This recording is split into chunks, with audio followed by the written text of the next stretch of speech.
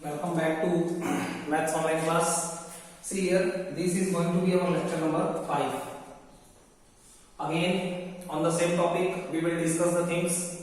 What is the question? Exercise 2.3. We were discussing last time. Again, we will see the same question. Solve the following equations and check your results. Question वही क्या बोला गया है? Solve करिए means find the value of x.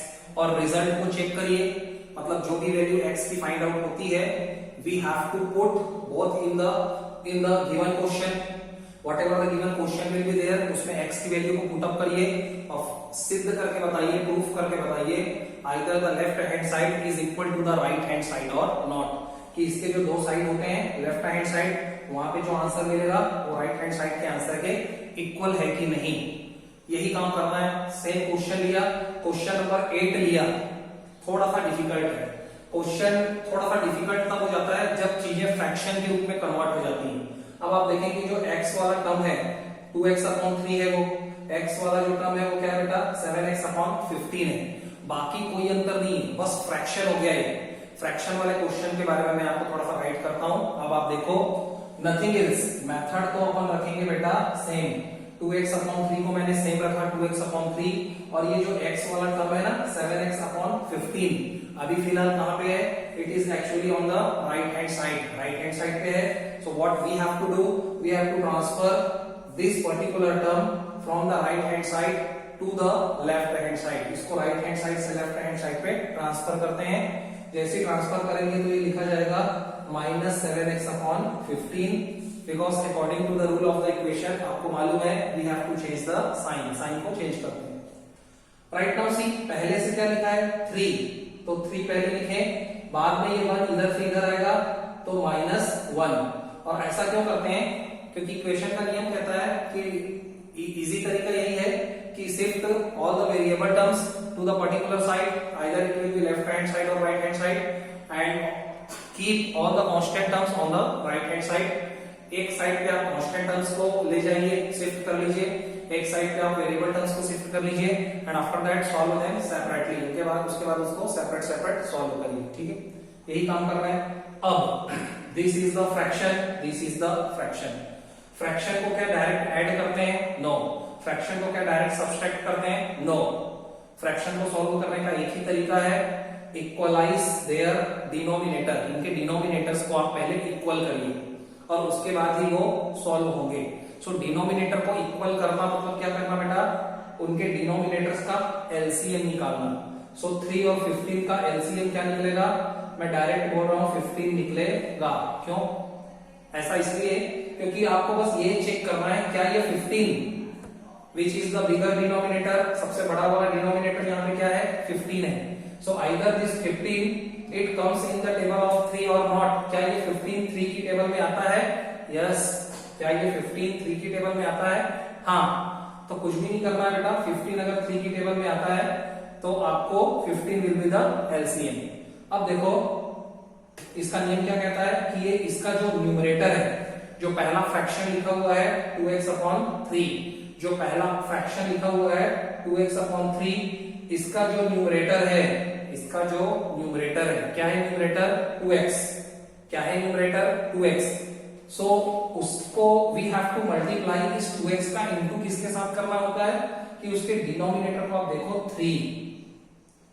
इस 3 की table में ये 15 हाउ मेनी टाइम्स में आता है, कितनी बार में आता है बेटा 5 टाइम्स में. तो डिनोमिनेटर की टेबल में वो एलसीएम कितनी बार आता है, कितनी टाइम्स में आता है, सॉरी. सो डिनोमिनेटर 3 है, 3 की टेबल में 15 कितने बार में आता है 5 टाइम्स में. तो यहाँ पे 5 का इंटू करेंगे उसके न्यूमरेटर के साथ. बहुत ही स्लोली और हिंदी और इजी लैंग्वेज में आपको बता रहा हूं.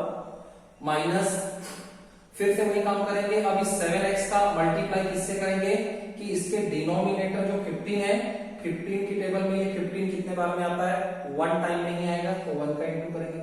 बस इतना ही दिमाग लगाना था. यही जो स्टेप था, it was the little hard step. यही बस थोड़ा सा कठिनाई थी और इसको सॉल्व करते ही सारी प्रॉब्लम्स बहुत आसानी से आप कर लोगे. देखो 3 में से 1 को माइनस करो तो क्या मिलता है 2, है ना. 2x में से 5 को इंटू करना है तो क्या मिल जाएगा बेटा 10x. क्योंकि डिजिट आपस में मल्टीप्लाई हो जाएंगे। 5 2 जा 10, 7x को 1 से इंटू करेंगे, वी विल गेट 7x, क्योंकि 7 1 जा 7 अपॉन 15 सेम रहेगा। अब इसको आगे सॉल्व करो, 10x माइनस 7x करोगे तो आपको मिलेगा बेटा 3x। बात सही है, 10 में से 7 गया 3 अपॉन में 15 equal to 2। Right now see what we have to do. अब देखो 3, अब इसको क्या करते हैं, शिफ्ट कर देते हैं। चलो इसको क्या कटाया जा सकता है, 3 और 15 एक न्यूमरेटर में एक डिनोमिनेटर में, क्या इसको कट कर सकते हैं with the table of 3? Yes. So 3 1 जा 3, 3 5 जा 15, कट करो। After that you will get x upon 5, क्या मिलेगा बेटा, x अपॉन 5 मिल जाएगा आपको। अब देखिए 3 1 जा 3, 3 5 जा 15, so you will get x upon 5 equal to, इधर क्या लिखा है 2, सेम रखो। अब यहां पे क्या करना है, मुझे x की वैल्यू निकालना है, तो x को x इक्वल टू करके लिखा। डिनोमिनेटर में क्या है बेटा 5, तो इस 5 को हम लोग ट्रांसफर करेंगे यहां। तो जिस भी चीज को ट्रांसफर करते हैं वो रिवर्स ऑपरेशन के साथ लिखा जाता है, साइन को चेंज करके लिखा जाता है। अगर ये डिवीजन में था 5, इधर आने के बाद क्या हो जाएगा, मल्टीप्लाई करेगा इसके साथ 2 के साथ, 5 into 2 लिखा जाएगा। x की वैल्यू हो जाएगी 10 and it will be your answer. इस क्वेश्चन में केवल एक ही दिक्कत थी, इस फ्रैक्शन को सॉल्व करना और फ्रैक्शन को ऐड करना, माइनस करना कैसे करते हैं, एलसीएम निकाल करके करते हैं, डिनोमिनेटर को इक्वल करके करते हैं। ये चीजें आप आई थिंक 6th और 7th क्लास में बहुत अच्छे से सीख चुके हैं। अब देखो चेक करना है रिजल्ट को, तो चेक भी कर लेते हैं बेटा। चेक करने के लिए क्या करेंगे, we will write down the question again. Question को हमने लिखा सेम। अब क्वेश्चन को लिखने के बाद क्या करना है, x की वैल्यू पुट अप करनी है। So put x is equal to 10, x की वैल्यू 10 रखते हैं बोथ द साइड्स, जहां जहां पे x आया है। सो बस रख दो 2 into x, x की जगह 10 रखते हैं, अपॉन 3 है 3 रखो, प्लस 1 है प्लस 1 रखो, इक्वल टू 7x। तो 7 into x की जगह पे 10 रखो, मतलब 10 अपॉन 15 प्लस 3। अब देखो इसको क्या कट रहा है, कोई भी चीज जो ऊपर लिखी है न्यूमरेटर में और डिनोमिनेटर में, क्या वो आपस में कट सकते हैं? नो, क्योंकि 3 का रिलेशन 2 और 10 के साथ नहीं है, तो इनटू हो जाएगा। 2 10 जा 20 अपॉन 3 प्लस 1 और इक्वल टू, इसको भी इंटू कर दो, कितना हो जाएगा। अच्छा क्या इसको काट सकते हो? हाँ इसको काटा जा सकता है, क्या देखो 5 2 जा 10, 5 3 जा 15, 5 2 जा 10, 5 3 जा 15, 5 से काट दिया। अब 7 को 2 से इंटू करोगे तो मिलेगा 14, 7 2 जा बेटा 14 अपॉन 3 प्लस 3।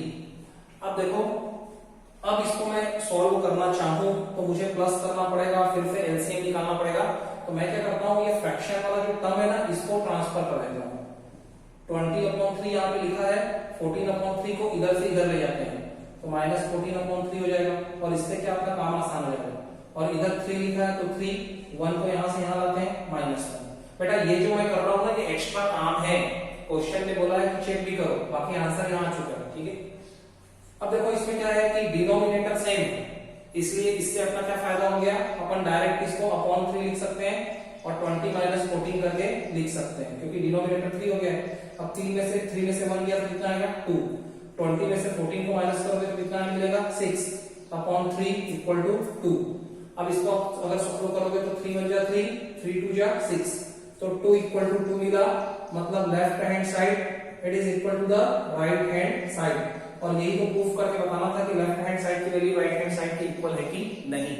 तो this I have solved for you. देख लो, बस ट्रिक और दिमाग केवल यहाँ पे लगाना था, because it was the fraction, और फ्रैक्शन को सॉल्व कैसे करते हैं आप देखोगे। आई have solved in front of you slowly. और बेटा प्रैक्टिस आपको जरूर करनी है, without practice if you will think कि आपसे हो जाएगा, कर लोगे, so that is never possible. Okay, if I am solving one question, so you have to solve 10 questions. आपको ज्यादा से ज्यादा क्वेश्चन सॉल्व करना है, ठीक है। सो इस तरीके से काम करना है। देखिए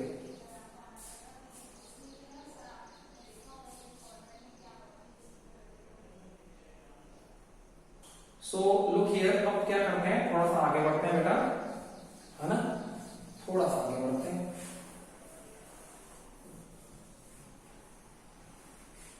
चलो अब देखो एक्सरसाइज में आता हूं 2.5, सीधे एक्सरसाइज 2.5 पे आ गए। पेज नंबर किस पे आ गए हम लोग? पेज नंबर ये है 35। आपको मैं जैसा पढ़ा रहा हूं ऐसा पढ़ना है, एक्सरसाइज पे डिपेंड मत रहो, because I will prepare the PDF. मैं पीडीएफ भी बनाऊंगा और पीडीएफ में जो मैं जैसा बताऊंगा, जैसा लिखना होगा ऐसा ही आपको भी लिखना है कॉपी के अंदर। कुछ एक्स्ट्रा क्वेश्चंस होंगे दैट यू कैन सॉल्व, उसको आपको सॉल्व करना है, अदरवाइज उसको आप प्रैक्टिस के लिए रखना, ठीक है। अब देखो एक्सरसाइज 2.5 क्यों लिया गया है? बिकॉज यू विल सी 2.4 में फिर से वर्ड प्रॉब्लम्स दिया गया है। 2.4 में फिर से क्या दिया गया बेटा? Word problems. अभी तक क्या मैंने वर्ड प्रॉब्लम्स के बारे में बातें करी है? नहीं। जिस एक चीज को हमने स्टार्ट किया उसको पूरी तरीके से फिनिश करते हैं, स्टार्टिंग से लेकर के लास्ट तक, फिर वो फिनिश हो जाएगा। उसके बाद वर्ड प्रॉब्लम्स के बारे में बात करेंगे और फिर स्लोली इजी वर्ड प्रॉब्लम्स, फिर थोड़ा मीडियम लेवल, फिर हाई लेवल, उसमें अपन थोड़ा सा इंक्रीज ऑर्डर में चलेंगे, ठीक है। अब देखो एक्सरसाइज 2.5 में क्या है? फिर उसी तरीके का क्वेश्चन है बेटा, solve the following linear equation. Solve the following linear equation. Question का वैरायटी सेम है, but what we have to do, question की वैरायटी थोड़ी सी हार्ड है। देखो कैसा है, for example first question,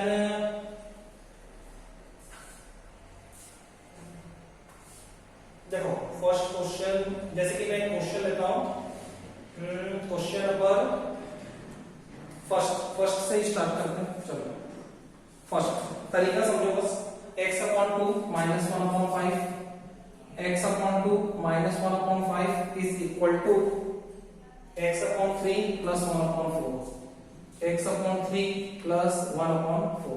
this is the question. और अब हमको केवल सॉल्व करना है, we did not check it, हमको इसको चेक नहीं करना है, we need not to check the question, check तो करना ही नहीं है, केवल सॉल्व करना है और इजी काम हो गया, ठीक है। काम कैसे स्टार्ट करें बेटा? क्वेश्चन को पढ़ो, वेरिएबल वाले टर्म को टिक करो, x/2 यहाँ है, x/3 यहाँ है। मैंने आपको एक ही तरीका बताया, एक ही लॉजिक बताया। क्या लॉजिक? कि we have to shift all the variable terms to a particular side. जितने भी वेरिएबल टर्म्स हैं उसको एक पर्टिकुलर साइड में शिफ्ट करिए बाय चेंजिंग द साइन, और जितने भी कांस्टेंट टर्म है उसको दूसरे साइड पे शिफ्ट करके ले जाइए, और उसके बाद जैसा दिखता है ऐसे ऐसे उसको सॉल्व करते जाइए and finally we will get the answer. x/2 को यही रखते हैं और x/3 को यहाँ शिफ्ट करते हैं, तो लिखा जाएगा -x/3, बताने की जरूरत नहीं है, ठीक है। इसी तरीके से यहाँ पहले से क्या लिखा हुआ है? 1/4 प्लस 1/4 लिखा था, लेकिन अब ये x/3 उधर जा चुका है, तो इस प्लस को लिखने की जरूरत नहीं है, क्योंकि ये 1/4 अपने आप में शो करता है कि ये प्लस नहीं है। उधर से इधर किसको लाना है? -1/5 को। तो जब भी -1/5 इधर आएगा वो लिखा जाएगा +1/5, क्योंकि तरीका ही यही है कि कुछ भी नहीं किया बेटा, x/2 तो यही था, इस x/3 को यहाँ से इधर ले गए तो -x/3 लिखा गया है। सेम लाइक दैट इधर पहले से क्या था? 1/4 -1/5 फुट करके इधर से इधर आया, उसको लिखना है +1/5, क्योंकि नियम ये कहता है when we solve the equation, so we transfer the terms को हम लोग इधर से उधर ले जाते हैं। So what we have to do, बस साइन को चेंज करना पड़ता है, प्लस को माइनस को प्लस, इनटू को डिवाइड और डिवाइड को इनटू। लो अब सॉल्व करो, सेपरेट हो गए, सॉल्व करो। अब ये क्या है बेटा? फ्रैक्शन है, x/2 - x/3। So what ever I have discussed with you, जैसा कि मैंने पहले वाले क्वेश्चन में डिस्कस किया कि फ्रैक्शन को डायरेक्ट ऐड नहीं कर सकते, डायरेक्ट सब्सट्रैक्ट नहीं कर सकते विदाउट फाइंडिंग द एलसीएम। उसको क्या करना होता है? फ्रैक्शन तभी सॉल्व होगा, तभी आप उसको ऐड कर सकते हैं या सब्सट्रैक्ट कर सकते हैं when their denominators are equal। आपने देखा होगा कुछ केसेस में डिनोमिनेटर्स पहले से इक्वल रहते हैं तो हम लोग उसको डायरेक्ट प्लस और माइनस कर देते हैं, लेकिन यहाँ पे डिनोमिनेटर अलग अलग है, 2 और 3, तो इनके डिनोमिनेटर को इक्वल बनाना पड़ेगा, और डिनोमिनेटर इक्वल बनाना मतलब उनका एलसीएम निकाल लेना। सो 3 और 2 का एलसीएम आप निकालोगे तो मिलेगा बेटा 6। इसका भी तरीका मैंने आपको बताया है कि पहले बड़ा डिनोमिनेटर कौन सा है? 2 बड़ा है, 3 बड़ा है, 3। तो 3, क्या 3 अभी 2 की टेबल में आता है? नो। तो 3 के टेबल को आगे बढ़ाइए, 3 2 जा 6। अब 3 2 जा 6 होता है, क्या ये 2 की टेबल में आता है? हाँ। तो बिना सोचे समझे 6 की क्या होगा? LCM। अब इसको कैसे सॉल्व करना है बेटा, आपको बताने की जरूरत नहीं। x का इंटू होगा कि इस 2 की टेबल में 6 कितने बार में आता है? 3, तो 3 से इंटू कर दो। सेम लाइक दैट x का इंटू होगा कि इसके डिनोमिनेटर में मतलब 3 में ये 6 कितने टाइम्स में आता है? कितने बार में आता है? 2 टाइम्स में, तो 2 से हो जाएगा। हो गया ये काम, आगे बढ़ जाओ। इधर भी देखो, ये 1/4 है प्लस 1/5, ये भी क्या है बेटा? फ्रैक्शन। तो आपको दिक्कत वहीं पे आएगी जहां पे आपको फ्रैक्शन वाला कोई चीज मिल जाएगा, क्योंकि उसको आप डायरेक्ट नहीं कर पाओगे, एलसीएम निकालना पड़ता है। अब इसमें भी वही वाला काम है बेटा कि 4 और 5 का एलसीएम निकालो तो मिलेगा 20। मुझे कैसे पता चला 20 आएगा? कुछ भी नहीं किया, मैंने ये देखा कि बड़ा डिनोमिनेटर कौन है?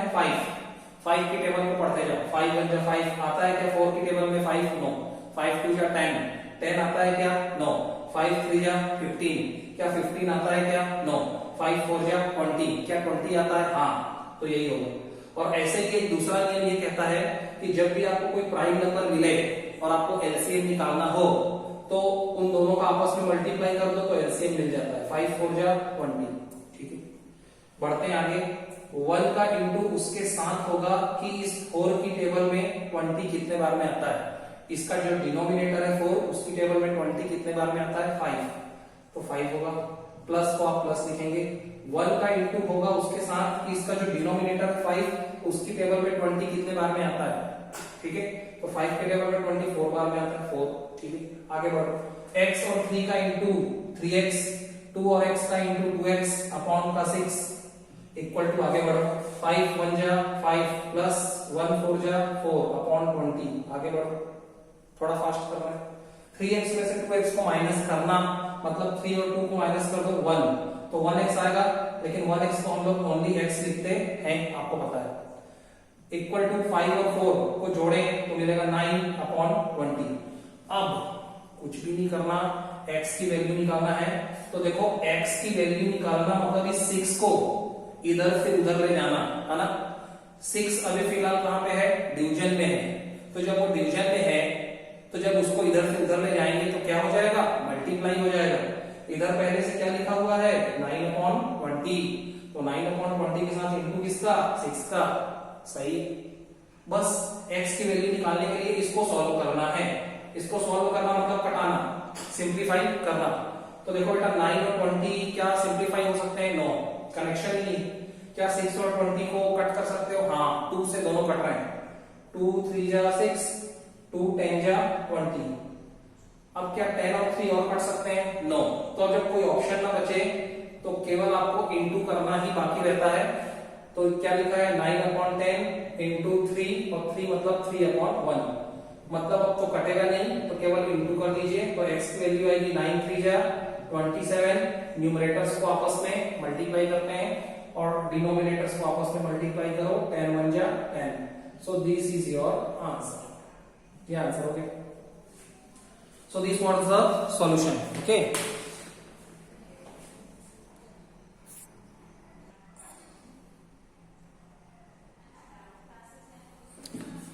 Okay. See, again we will take the different question, different variety of the question. See here.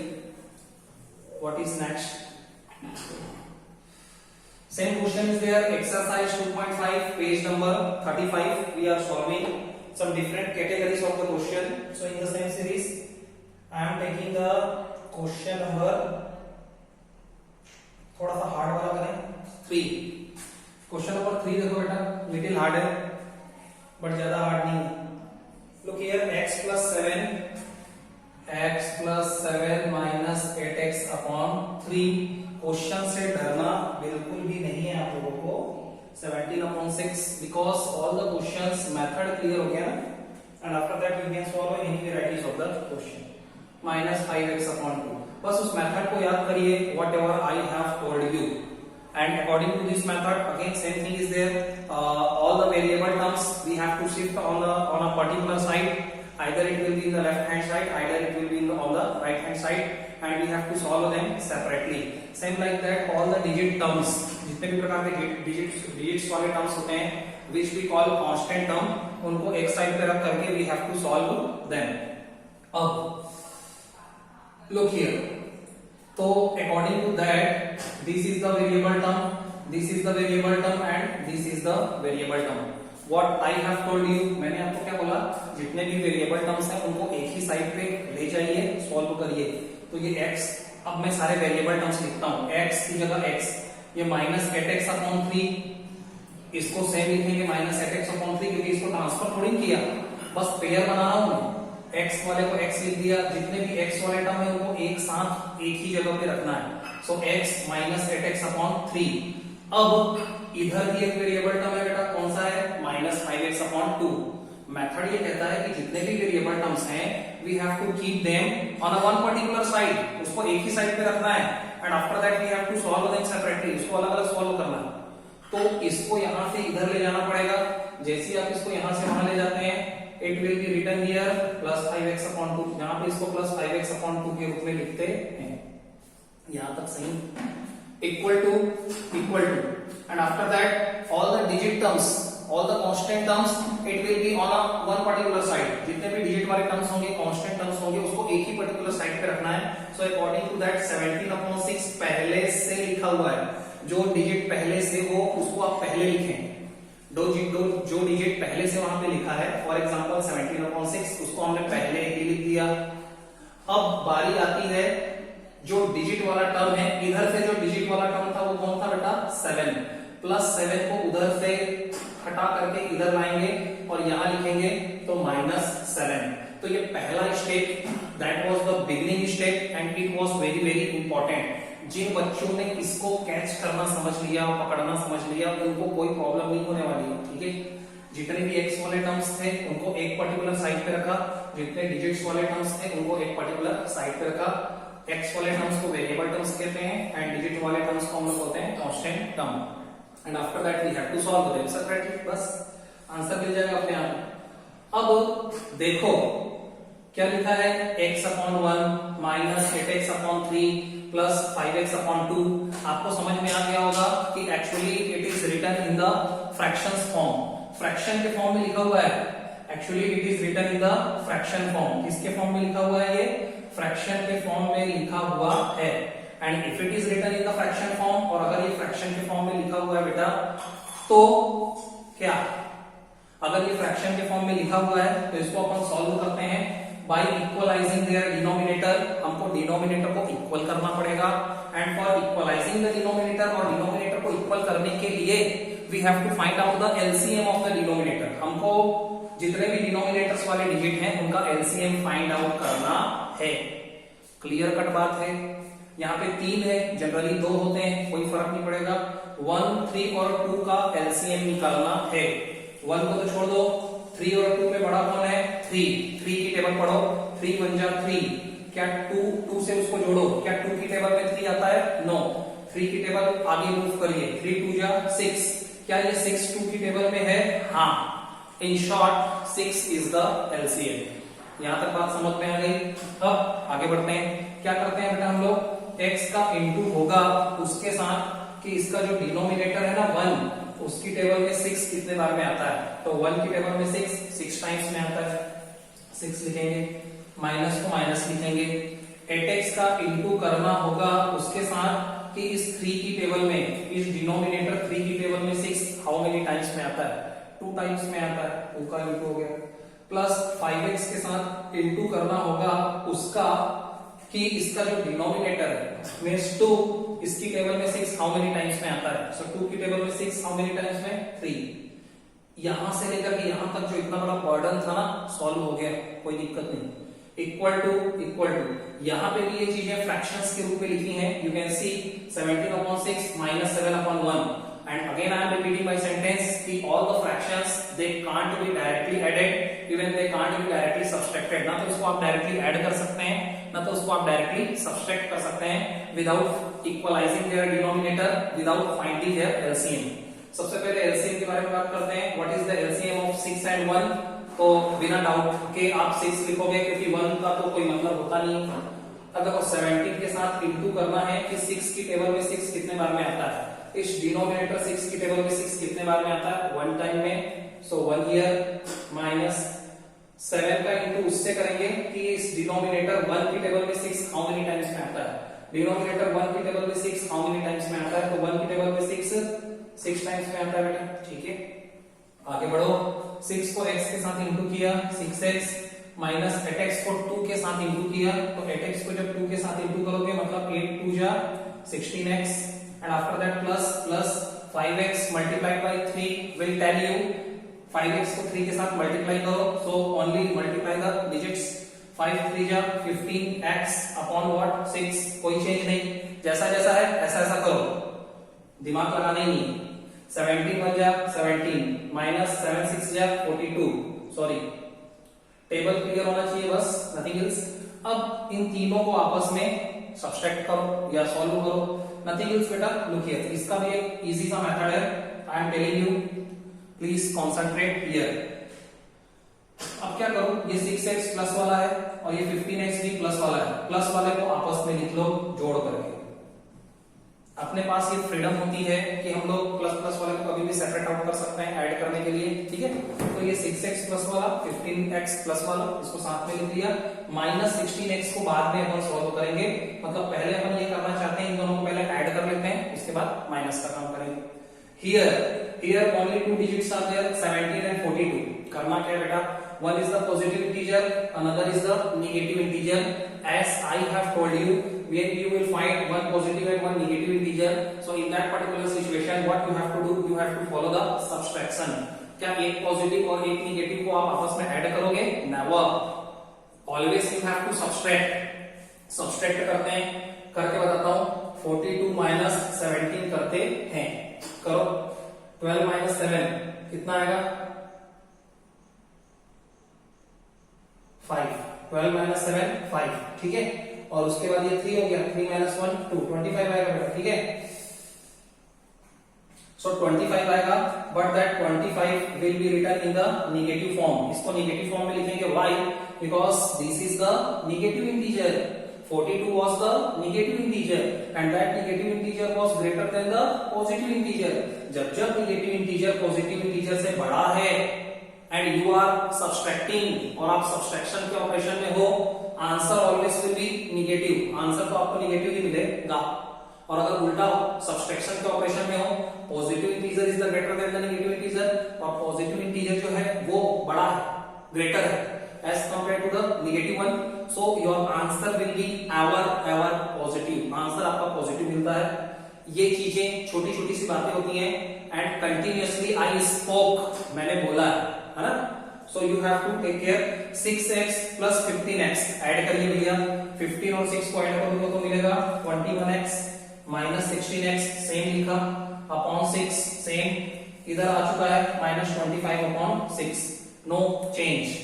अब इधर थोड़ा देखेंगे, लुक हियर बेटा, 20x minus 16x will tell you कि सब्सट्रैक्ट करो 20x में से 16x को, so only you have to subtract the digits को आपस में माइनस कर लो। तो 21 minus 16 will give you 5x, आपको क्या मिलेगा बेटा? 5x मिल जाएगा, ठीक है। अपॉन में क्या? 6 equal to what? Minus 25 upon 6। अब आपको काम ये करना है, अब देखो यहाँ पे थोड़ी डिफरेंट सिचुएशन है बेटा, तो इस पर्टिकुलर केस में क्या करते हैं, सॉरी यहाँ पे 6 है ना, सबसे पहले मैं एक साथ नहीं ले जाएंगे। अब आप बोलोगे कि नीचे 6 लिखा है, ऊपर 5 लिखा है, किसको पहले ले जाएं? तो पहले ये डिवीजन वाले को उधर ले जाते हैं, पहले जो अपॉन 6 है ना बेटा, इस अपॉन 6 को पहले उधर ले जाते हैं। तो अगर ये अपॉन 6 को उधर ले जाते हैं, so what will you get? Minus 25 upon 6 तो लिखा है, अपॉन 6 उधर आने के बाद लिखा जाएगा इंटू 6, क्योंकि according to the rule of the equation this is already in the division operation, वो डिवीजन ऑपरेशन में था।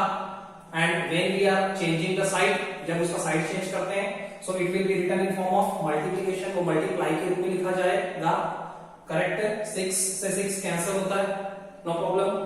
After that 5x is equal to minus 25।